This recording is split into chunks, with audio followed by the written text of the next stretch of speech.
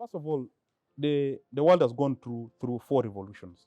The first industrial revolution, which happened in 1760 in Britain, was mainly anchored upon the discovery of the steam, okay? The steam mill technology, which then engineered the emergence of new manufacturing processes that brought in factories. Then we came into the second industrial revolution, which was a century after, that was mainly about mass production of new factories that led to the emergence of things like the steel, okay, electricity, and the major invention there was mainly the light bulb and electricity. Then you come to the third industrial revolution, which was mainly skyrocketed by the invention of the personal computers and the internet. The third industrial revolution was mainly pushed or skyrocketed by the invention of the light bulb, mass production of new factories like electricity, the steel, and then the light bulbs and the telephone that eased communication across the world. The third one was about personal computers, okay, and then the internet. And that also, in a way, was referred to as the beginning of the digital revolution, which then provides a base or a foundation for the fourth industrial revolution. Now, the fourth industrial revolution is similar to the third one, but the difference is that in this revolution, the gap between the digital, the physical, and the biological is blurred. We are now seeing a rise in new technologies that are fundamentally altering the way individuals, businesses, and governments are performing or operating in any economy, okay? There is a rise of new technologies like blockchain that ushers in digital currencies.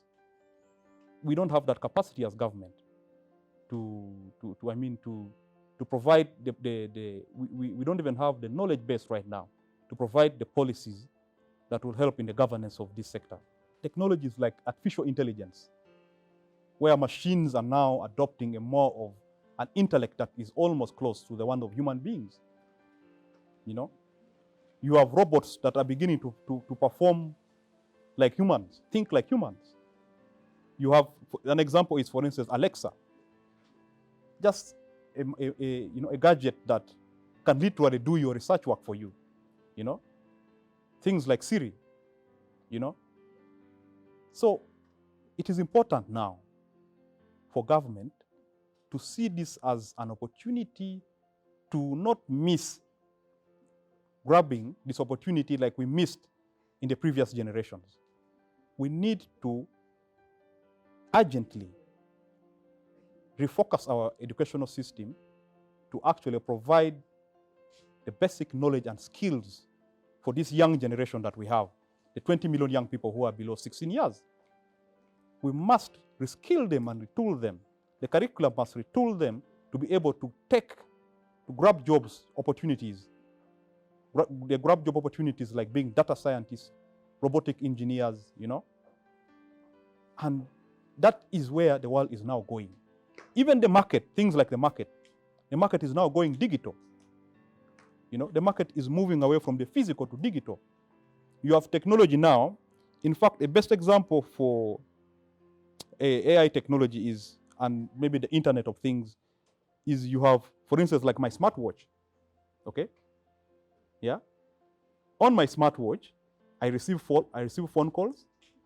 I can monitor my body temperature here. I can monitor my blood pressure here. I can tell how many kilometers I've moved. One gadget.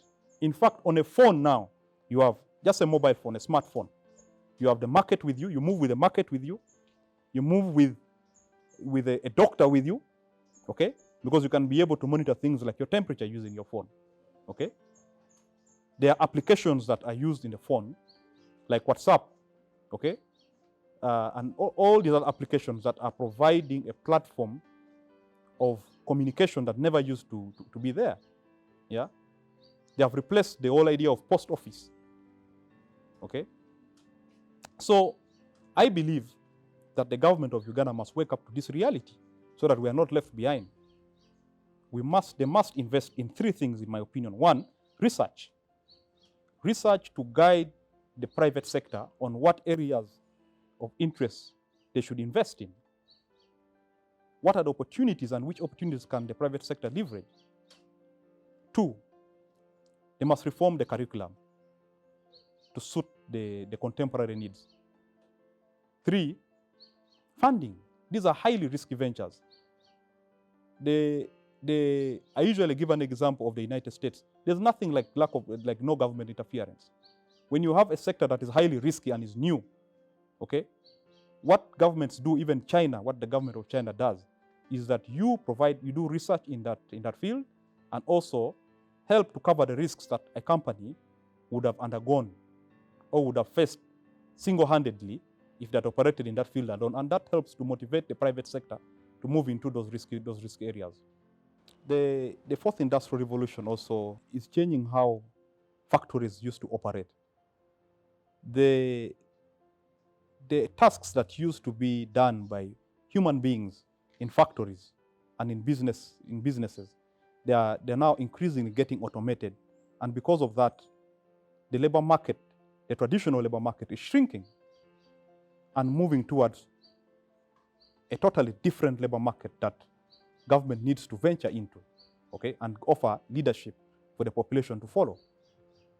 So those are some of the areas that I believe that in the next, maybe say 30 to 40 years, is now where the world is moving. That is now the future of the world, and the future of the labor market is in the fourth industrial revolution. And we, as also the private players also, we have a role to play.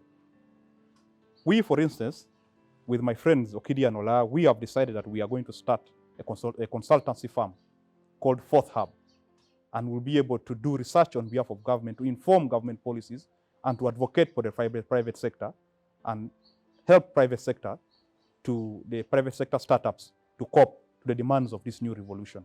You address the aspect of economy, one, by dealing with the foundational things which I've talked about. One, infrastructure, okay? Two, human resource, skilling. But then you align them to the future of where the globe is going. And they have just told that the future is the fourth industrial revolution. The future is digital. Therefore, whatever infrastructure that we are doing should be aligned to that future. And I think the government of Uganda has done quite some, especially on the foundation, the infrastructure, even in terms of ICT. By the way, the main reason as to why right now ICT is one of the fastest growing sectors in Uganda, and it currently, I think, employs over 1 million people. It is because there has been a deliberate government policy to actually invest in the ICT through, first of all, sorting out the ICT backbone, okay, in the entire country. So those are the foundational issues that I believe government of Uganda is concluding with. But then we need then to tap now to work on the human resource, okay? The human resource should be worked on through education. What sort of, do we have institutions that can produce the next generation of cybersecurity experts? The international schools are already doing well in this liberalized education system. Their curriculum already recognizes where we are going. But our traditional schools don't have that capacity yet. So therefore, government should therefore see how to learn from the international schools, okay? I have a cousin who is about 10 years old he's a robotics engineer. He can do coding, okay? So, and these are the next jobs for the future. And when you have a young population like the one we have, then you have an opportunity to leverage on the foundation and the future that is before you.